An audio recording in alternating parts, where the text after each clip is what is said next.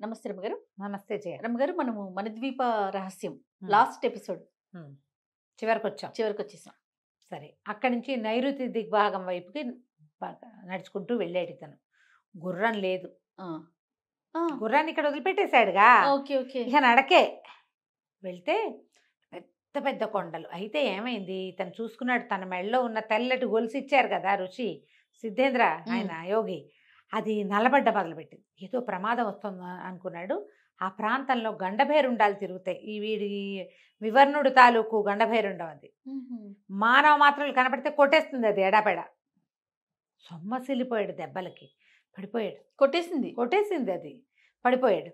పడిపోయి ఎప్పటికో స్పృహ వచ్చింది. మెల్లిగా లేచి చూసుకున్నాడు. పైన చూస్తే ఏం లేదు. కొట్టెళ్ళిపోయింది, దాని పని అయిపోయింది. ఇప్పుడు ఇతను వెతకటం మొదలుపెట్టాడు. ఈ కొండ ఎక్కాలంటే అక్కడ నున్నగా ఉన్నాయి జారిపోయి పగడాల కొండలు. వెతికి వెతికి ఒక తాడు సాధించాడు. తాడు ఒకటి దొరికింది.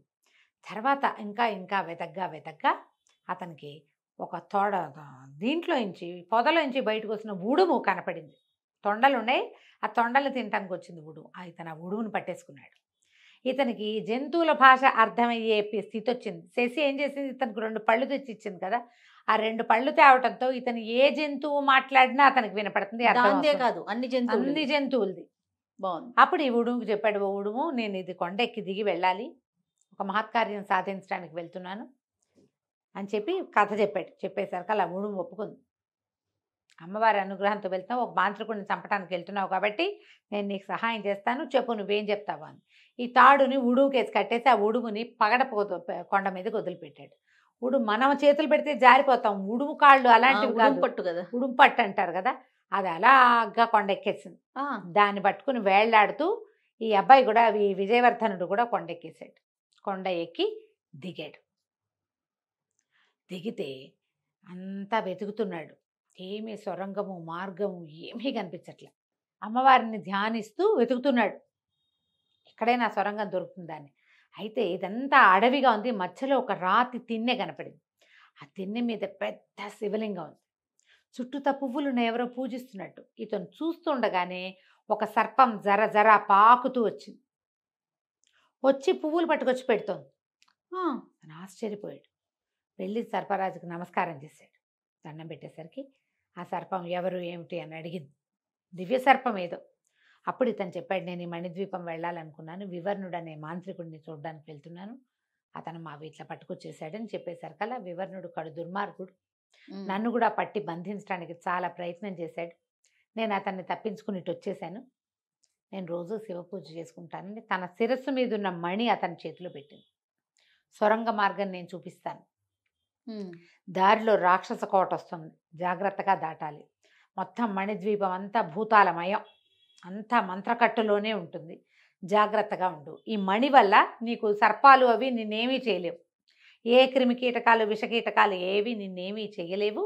ఈ మణిని తీసుకో, వివర్ణుడి మరణమే కావాలి నాకు కూడా, వివర్ణుడి వల్ల నేను మణిద్వీపంలోకి వెళ్ళలేక ఇక్కడ ఉండాల్సి వస్తుంది అని చెప్పి ఆశీర్వదించి ఆ మణి చేతిలో పెట్టింది. అక్కడి నుంచి పాక్కుంటూ వెళ్ళి ఆ చెట్ల మధ్యలోంచి ఒక బిల మార్గాన్ని చూపించింది. ఒక రాయి అడ్డం పెట్టుంది దానికి. ఇతను రాయిని పక్కకు తొలగించి ఆ సర్పానికి నమస్కారం చేసి అందులోకి వెళ్ళాడు. దాని నిండా పాములు, తేళ్లు, గండ్రగబ్బలు మూసేసున్న వాటిల్లోకి బాగా చేరతాయి. ఎప్పుడైతే లోపలికి చీకటి లోపల ఇతను ఈ మణిని ఇట్లా గుప్పెడ విప్పేసరికి మణిలోంచి ఎంత కాంతి వచ్చిందో, చీకట్లో కాంతిగా కనపడుతుంది అది. కీటకాలన్నీ పక్కకి వెళ్ళిపోతున్నాయి దాన్ని చూసి. అతను అది దాటుకుంటూ వెళ్ళాడు. ఈ సొరంగంలోంచి ముందుకెళ్తే రాక్షసుడి కోట వస్తుంది. వాడు ఒక ఒంటి కొమ్ము రాక్షసుడు. రాక్షసుడితో జాగ్రత్తగా ఉండాలి. సొరంగంలోంచి బయటకు వచ్చేసాడు. వెలుగు కనపడుతుంది, పెద్ద కోట. గోడ ఎంత నడిచినా ఆ గోడకు అంతం కనపడాల, అంత పెద్ద కోట. సరే, బురుజులు అవి ఉన్నాయి. ఈ అబ్బాయి కాస్త ఆనుపాను చూసుకుని కోట గోడ ఎక్కాడు. మరి అంతం కనిపించట్లేదు, దాని తలుపు ఎక్కడుందో. అవును, టైం వేస్ట్ కదా. 3 రోజులు పూర్తిగా లేవు, ఇంకా ఆల్రెడీ ఓ రోజు గడిచిపోయింది అడవిలో. అది ఎక్కి దిగాడు. దిగేసరికి లోపల పెద్ద కోట, నిర్మానుష్యంగా ఉంది, ఎవ్వరూ లేరు అందులో. ఓ పక్క నుంచి చూస్తే వెనకాల ఏదో కిచకిచలు వినపడుతుంది. ఏమిటో చూద్దామని వెళ్తే ఎన్ని పక్షుల పంజరాలు ఉన్నాయో దాంట్లో, ఎన్నో రకాల పక్షులు. ఇతని మనిషిని చూసేసరికి అన్నీ కిచుకు కిచుకు కిచుకుని అరుపులు. భయం వేస్తుంది పక్షులకి. అవును. అప్పుడు ఇతను మామూలుగానే మీరు భయపడకండి, నేను మిమ్మల్ని కాపాడడానికి వచ్చాను అని చెప్పేసరికి నిశ్శబ్దంగా అయిపోయింది. వినపడుతోంది, వాడి మాట అర్థమవుతోంది. అప్పుడు ఒక పెట్టొచ్చి చెప్పింది, అంత సులువు కాదు, రాక్షసుడు ఇక్కడ కాపల, వాడు నరమాంస భక్షకుడు, అతని నుంచి ఓడించడం సులువు కాదు, అతన్ని ఓడించడం సులువు కాదు, మమ్మల్ని రక్షించడము సులువు కాదు. ఇక్కడ ఉండగా ఒంటికొమ్ము రాక్షసుడు విపరీతంగా పక్షుల్ని తినేవాట, అమితంగా వేటాడితే మేమందరం అతన్ని బతిమలాడాం, మమ్మల్ని అలా అలా మొత్తం జాతంతటిని నాశనం చేయొద్దంటే మమ్మల్ని పెట్టెల్లో బంధించి ఎప్పుడైనా వాడికి ఆహారం తిరగకపోతే మమ్మల్ని తింటాడు. దొరకని రోజున వాడు వేటకే వెళ్తాడు, దొరుకుతుంది ఆహారం, ఏ రోజు దొరకదో ఆ రోజు మాకు మూడినట్టు. ఇటీవల కాలంలో వాడికి ఆహారం దొరుకుతూనే ఉంది అనేసరికి కుర్రాడు అన్నాడు, రాజకుమారుడు ఒక మంచి ఆలోచన చేస్తా అని మొత్తం పంజరాలన్నీ ఓపెన్ చేసేసాడు. రెడీగా ఉండండి, నేను చెప్పినప్పుడు రండి అని చెప్పాడు. అని చెప్పి లోపలికి వెళ్ళాడు. లోపలికి వెళ్తే చాలా పెద్ద ప్రాంగణం, లోపల ఎన్నో గదులు, అన్నిటికీ తాళాలు వేస్తున్నాయి. లోపలికి వెళ్ళి అంతా చూస్తున్నాడు, మొత్తం ప్రాంగణం లోపలంతా ఇల్లు వాకిలి అన్నీ చూస్తున్నాడు, బిల్డింగ్ అంతా చూస్తుంటే ఇంతలో ధన ధన ధన అని శబ్దం చేస్తూ నేల ఎదిరిపోతుండగా ఒంటికొమ్ము రాక్షసుడు లోపలికి వచ్చాడు. నరవాసన నరవాసన ఆకలిస్తోంది, నరవాసన రాగానే అని మీదకి వచ్చేసాడు. ఆ అబ్బాయి ఈ కుర్రాడి దగ్గర కత్తి ఉంది కదా, కత్తితో యుద్ధం మొదలుపెట్టాడు. ఇంతలో ఎప్పుడైతే ఇతను కేక పెట్టాడో వెంటనే పక్షులన్నీ వచ్చి పడిపోయింది. రావటం ఏం చేసినాయి, మొత్తం పక్షులన్నీ ఈ ఒంటికన్ను రాక్షసుడి మొహం మీద దాడి చేసినాయి. ఓ పిట్ట గుచ్చుకుంటే ఏమవదు, వందలాది పిట్టల మొహం మీద పడితే ఏమవుతుంది, ఇంత పెద్ద తాటికాయలాగా ఉన్న పెద్ద పెద్ద కళ్ళు, ఇంత చాట్లాంటి మొహం వాడిది, అన్ని కళ్ళ మీద దాడి చేసి కళ్ళు పీకేసినాయి. అసలే ఒంటికన్నా, ఒంటికన్ను కాదు, ఒంటి కొమ్ము, కళ్ళు రెండు ఉన్నాయి కానీ వాడి కన్ను ఇంతది కాదు, ఇంత కన్ను, తాటికాయలంత కళ్ళు ఆ కళ్ళ మీద పడ్డాయి.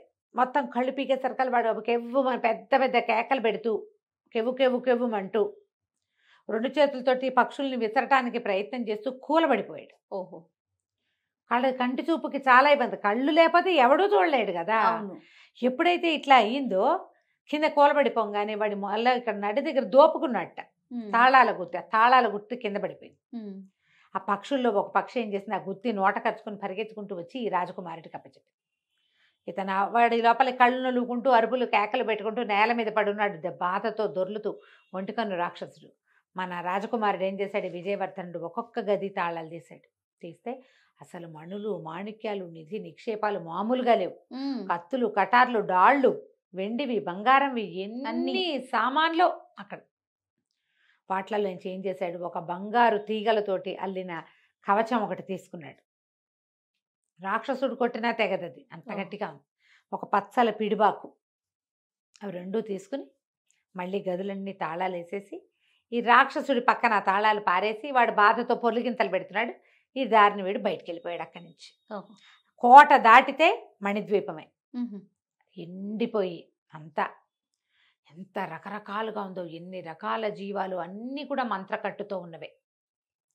అయితే ఏమైంది, ఇతని దగ్గర నాగమణి ఉంది, అందుకని మామూలు విష జీవాలు ఏవి ఇతను ఏం చెయ్యవు, ఏమీ చేయటల్లా. కానీ ఒక నల్లటి పాము ఒకటి కాలనాగు ఎదురొచ్చింది. వచ్చి, ఓ రాకుమారా, నువ్వు వివర్ణుని చంపడానికి వెళ్తున్నావు కదా అని అడిగితే అవునన్నాడు.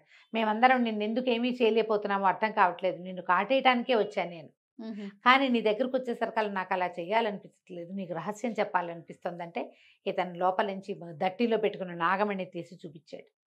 ఆ మణిని చూడగానే ఆ పాము సాష్టాంగం పడిపోయి మరి నేను నీకు వాడి ప్రాణ రహస్యం చెప్తాను వివర్ణుడి, అతన్ని సంహరించాక మళ్ళీ నాకు ఒకసారి కనపడాలి నువ్వు, నేను మళ్ళీ కలుసుకుంటానని అతని ప్రాణ రహస్యం చెప్పింది. ఇతని సర్పాన్ని చూడడానికి ముందే ఒక ఊడల మర్రి, అక్కడ చెట్లు కూడా మాంత్రిక శక్తులే కలిగి ఉంటాయి, మా మర్రిలో చెట్లో నుంచి ఒక ఊడలు వచ్చి ఇతని పట్టి లాగేస్తున్నాయి, నెత్తురు పీల్చేస్తాయన్నమాట.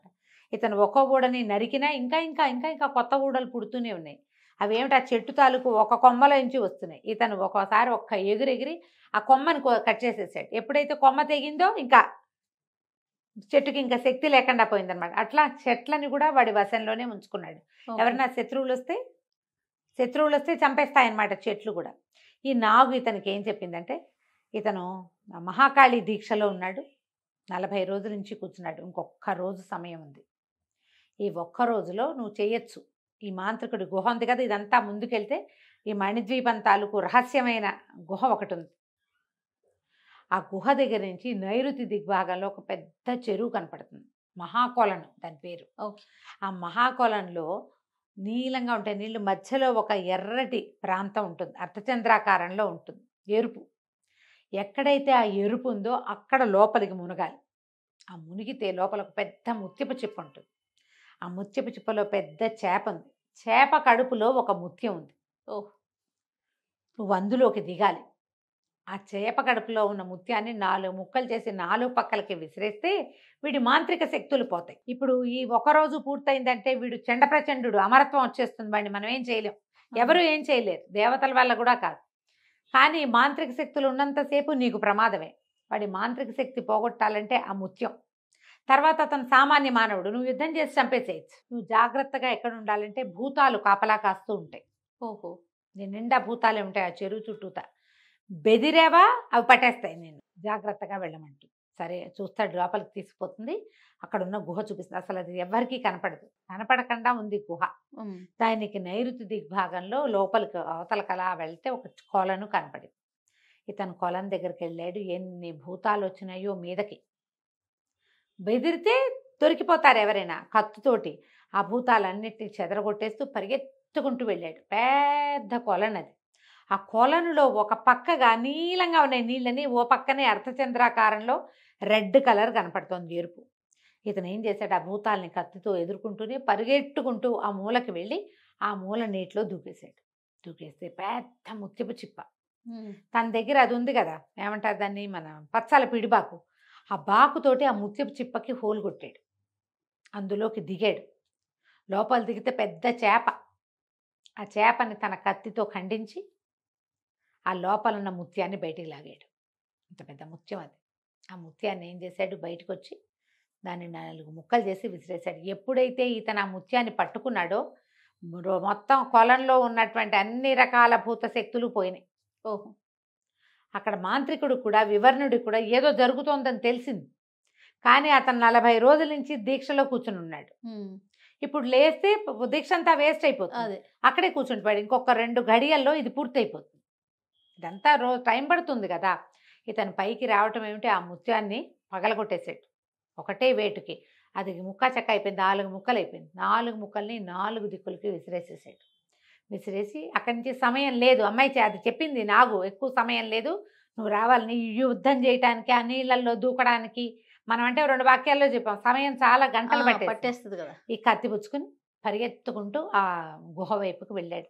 గుహ విడిగా కనపడదు, రహస్యంగా కనిపిస్తుంది, రహస్యంగా ఉంది. ఆ పాము చూపించింది కాబట్టి ఇతనికి తెలిసింది. లోపలికి వెళ్తే ఈ మంచి దీక్షలో కూర్చుని ఉన్నాడు ఇతను. పెద్ద కాళికా విగ్రహం, మెడలో మణిమాల వేళ్లాడుతోంది, ఆ మణిహారం ఉంది ఆమె మెడలో. వీడు ప్రచండమైన దీక్షలో కూర్చున్నాడు. అతనికి తెలుస్తోంది ఏదో జరుగుతోందని. ఏం జరుగుతోందో తెలియలే.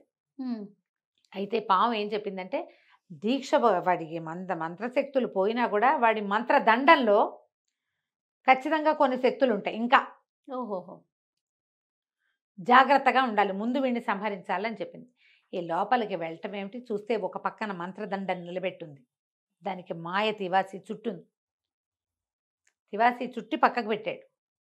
ఈ లోపలికి వెళ్ళటం ఈ దీక్షలో కూర్చున్నటువంటి వీడిని, ఈ వివర్ణుణ్ణి ఒకే ఒక్క వేటితో నరికేశాడు. ఓ! తల తెగేసరికి వాళ్ళు నెత్తురు ఎగిరి వెళ్ళి కాళ్ళ నిండా పాదాల మీద పడిపోయింది. పెద్ద చప్పుళ్ళు వచ్చేసినాయి గందరగోళంగా. ఈ చుట్టూతా వస్తున్న శబ్దాలు కంపించిపోతుంది దేవాలయం అంతా, గుహ అంతా. ఎప్పుడైతే వీడి తల తెగిపోయిందో మంత్రదండం నుంచి మాయతివాసి లేచిపోయి గాల్లో నుంచి వచ్చి ఆ దండం తగలబడిపోయింది. ఈ కాళికాదేవి విగ్రహంతో లోంచి అమ్మవారు ప్రత్యక్షమైంది. కాళిక ప్రశాంత వదనంతో, విజయవర్ధనుడు, నాయనా చాలా గొప్ప పని చేసావు, ప్రయత్నశీలుడివై తిరులోకి విజయవంతం చెందేవు. ఈ మణిహారం ఎక్కడుండాలో అక్కడ స్వస్థానానికి చేర్చు. నీ పూర్వీకులు పోగొట్టుకున్నటువంటి మాయతివాసాన్ని మీ దానికి చేర్చుకో, మీ దేశానికి చేర్చుకో. ఎంతో కాలం విజయుడివై 2 రాజ్యాలకి పరిపాలన చేస్తావు, నచ్చిన వివాహం చేసుకుంటావు, ప్రజల్ని కన్నబిడ్డల్లాగా పరిపాలించి చిరస్మరణీయంగా నీ పేరు ఉంటుంది, జాగ్రత్తగా వెళ్ళు అని చెప్పేసి ఆ మణిహారాన్ని ఇతనికి అప్పచెప్పేసింది ఆవిడ. ఈ మణిహారం పట్టుకొస్తుంటేనే తెలుస్తుంది భూమి అంతా ఇట్లా ఇట్లా కదిలిపోతుంది. ఈ తివాసి మీద కాలు పెట్టాడు, బయటికి వెళ్ళిపోదామని. తివాసితో సహా ఇతను బయటకు వచ్చేసరికి మొత్తం కుంగిపోయింది అది. అంత పెద్ద గుహ, పెద్ద అమ్మవారి విగ్రహం, లోపల బోల్డన్ని పూజా సంభారాలు ఉండి ఎంతో పెద్ద ప్లేస్గా ఉన్నది. మొత్తం భూస్థాపితం అయిపోయి ఒక రాతి బండలాగా ఏర్పడింది. ఏం లేదు అక్కడ. ఎప్పుడైతే ఇతను బయటికి వెళ్ళాడో ఆ నాగు వచ్చింది, మళ్ళీ వచ్చి అనేక విధాలుగా నమస్కారాలు చేసి, నేను నిన్ను ఎందుకు రమ్మన్నానంటే ఇదే ఈ మణిద్వీప రహస్యం. ఇది సాధారణమైన ద్వీపం. ఎప్పుడైతే వీడు చచ్చిపోయాడో మొత్తం అన్ని చెట్లు చేమలు మొలిచేసినాయి. మాంత్రిక శక్తితోటి దీని పచ్చదనాన్ని అంతా పాడు చేశాడు. తక్కువ మంది జీవులు ఉండేవాళ్ళు, మాలాంటి వాళ్ళం ఎంతోమంది ఉండేవాళ్ళం. అందరినీ తన వశం చేసుకున్నాడు. మానవులు పారిపోయారు. ప్రశాంతతకి తపస్సు చేసుకోవడానికి వీలుగా ఉండాల్సిన ప్రదేశాన్ని ఇలా చేశాడు. అయితే నేను ఒక నాగకన్యని.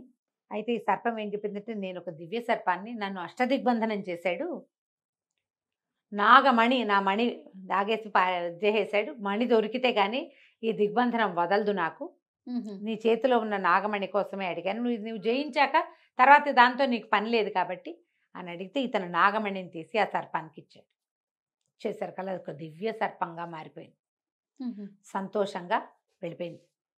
అక్కడి నుంచి ఇతని శాపానికి గురైనటువంటి వివర్ణుడు శాపానికి గురైన వికర్ణుడు వాళ్ళ అన్నయ్య ఉన్నాడు కదా, ఆయనకి పూర్వరూపం రాయి అయిపోయాడు. అవునవును. రాయి కాస్త మామూలుగా అయ్యి తను ఎప్పుడైతే మామూలు అయ్యాడో అప్పుడు ఆయన తెలుసుకున్నాడు ఏం జరిగిందో. ఇక్కడికి వచ్చాడు ఆయన. వచ్చి ఏ మంత్రశక్తి అయినా, ఏ మంత్రసిద్ధి అయినా లోక కళ్యాణం కోసం వాడే వాళ్ళ జీవితాలే చిరస్మరణీయంగా ఉంటాయి. వాళ్ళే చిరంజీవులు అవుతారు. ఇట్లాంటి దుర్మార్గానికి పాల్పడితే ఇట్లాంటి దుర్మరణమే వస్తుంది. ఆయన జాగ్రత్తగా వెళ్ళి విజయుడిగా వర్ధిల్లని ఆయన హిమాలయాలకి తపస్సు చేసుకోవడానికి వెళ్ళిపోయాడు. ఇతను ఏం చేశాడు, ఉపమహర్షి ఆశ్రమానికి వెళ్ళి ఎంతో సంతోషంగా దీన్ని తన కుందేలుని, తన గుర్రాన్ని తివాచి మీద ఎక్కించుకుని, మహిపాల మహారాజు అదే మణిమేఖల రాజేమో కోసలలో ఉన్నాడు. ముందు అక్కడికి కాదు వెళ్ళవలసింది, ఇక్కడ ఏదో అరాచకం జరుగుతుందని మణిమేఖలకే వచ్చేసాడు. ఎప్పుడైతే ఇతను మణిమేఖలకి దిగాడో, రాజ్యంలోకి వచ్చాడో, ఆ మహారాజా మందిరంలోకి రావటం ఏంటి, అక్కడ ఏం కనబడింది దృశ్యం. తను ఒకసారి కల్లో ప్రేమించి పెళ్లి చేసుకోబోతున్న ఒక సౌందర్యవతిని వాడెవడో ఒకడు పెళ్లి చేసుకోబోతున్నాడు. ఆ అమ్మాయి తోసేస్తుంది, నేను తాళి కట్టించుకోవడానికి ఆ అమ్మాయి గొడవ పెట్టేస్తాను. కనపడేసరికల్లా ఇతను ఆశ్చర్యపడి, ఇదేమిటి నా స్వప్న సుందరిని వీడెవడో పెళ్లి చేసుకుంటున్నాడు, ఒకవేళ వీడేనేమో రాజుగారి బావమరిదని అనుమానం రావటం ఏమిటి. తివాతితో సహా లోపలికి వెళ్ళిపోయాడు. కత్తి తీసి ఒకటే వేటు కందర్పకేతుని. ఆ కందర్పకేతుకు దెబ్బ తగిలి పక్కకు పడిపోయి మెడ నరికేశాడు. ప్రజలంతా గగ్గోలు పెట్టారు. ఎవరైతే ఇతని కందర్పకేతు వెనకాల ఉన్నారో సైన్యం అంతా కకావికలై పారిపోయారు. ఏముంది వాడిని చంపేస్తే అసలు వెళ్ళిపోతే ఇంకేం లేదుగా. ఆ అమ్మాయి లేచి నిలబడి ఆశ్చర్యపోయింది ఇతన్ని చూసి, చాలా సిగ్గు కూడా పడింది. ఇంతలో ఆ పక్కన కుముదిని, ఈయన్ని మీరెవరు ఏమిటి అని కనుక్కుని, మీరు రండి మీకు ఒకటి చూపిస్తానని తీసుకెళ్ళి అతను అమ్మాయి గీసిన ఫోటోలు వాళ్ళని బొమ్మలు గీసింది, వాళ్ళని చిత్రలేఖనాలు అవన్నీ తీసి చూపించింది. మీరు ఎప్పుడో కల్లోకి వచ్చారు, రాకుమార్తె చెప్తూనే ఉంది ఎప్పుడో ఒకప్పుడు ఇది జరుగుతుందని అని చెప్పి చాలా సంతోషించారు. ఇతను ఏం చేశాడు, రాణిగారు ఎక్కడున్నారని బంధించిన రాణిగారిని విడిపించారు. మంత్రిని సుమేధుణ్ణి చిత్రహింసలు పెట్టాడు కందర్పకేతువు, ఆయన ఎక్కడో జైల్లో పడి ఉన్నాడు, ఆయన్ని కూడా విడిపించాడు. విడిపించి మీ రాజుగారు క్షేమంగా ఉన్నారు, మా రాజ్యంలో ఉన్నారు, నేను వెళ్ళి తీసుకొస్తాను, మీరు లోపల రాజ్యాన్ని సంభాళించుకోండి అని సుమేధుడికి సపర్యలు చేయించి చికిత్స చేయించి రాణి, యువరాణి, మంత్రి గారి చేతుల్లో ఈ మణిమేఖల రాజ్యాన్ని పెట్టి అమ్మవారి ఆభరణాన్ని అప్పచెప్పి వీళ్ళకి తన కోసల రాజ్యానికి వెళ్ళి, ఈయన ఈ అబ్బాయి ఎక్కడికి వెళ్ళేసరికల్లా రాజుగారు అప్పటికి ఎన్ని రోజుల నుంచో దిగులుగా ఉన్నాడుగా, ఆయన ఎక్కడికో బయలుదేరి వెళ్ళిపోదామని వెళ్ళిపోతున్నాడు. ఈ తివాసి మీద వస్తున్న అతను చూసేసరికి ఆశ్చర్యపోయాడు. ఆయన చెప్పాడు, మీకు మీ నగ క్షేమంగా ఉంది, అమ్మవారి వస్తువు క్షేమంగా ఉంది, మీ కందర్పకేతువు మరణించాడు, రాణిగారు, యువరాణి అందరూ క్షేమంగా ఉన్నారు, సుమేధుడు కూడా ఆరోగ్యం చేకూరి బాగున్నాడు, మనం అందరం కలిసి అక్కడికి వెళ్దామని చెప్పి తల్లిదండ్రికేమో మాయ తివాసి అని అప్పచెప్పాడు. అందరూ కలిసి ఈ మణిమేఖల రాజ్యానికి వెళ్ళారు. వెళ్ళాక రాజుగారి ముద్రికతోటి అమ్మవారి ఆవరణ తెరిచి, వీళ్ళు ఎన్ని తలుపులు తీయాలి, 3 తలుపులు తీసుకురావాలి కదా, అన్ని తలుపులు తెరిచి అమ్మవారికి ఆ నగని అలంకరించి ఇంత సాహసం చేసి అమ్మవారి తాలూకు మణిహారాన్ని, మణిమేఖల సామ్రాజ్యం తాలూకు అభ్యున్నతిని మళ్ళీ వెనక్కి తెచ్చి ఇచ్చినటువంటి విజయవర్ధనుడికి రాజకుమార్తెనిచ్చి వివాహం చేస్తామని ఘోషణగా ప్రకటించి వాళ్ళిద్దరికీ వివాహం చేశారు.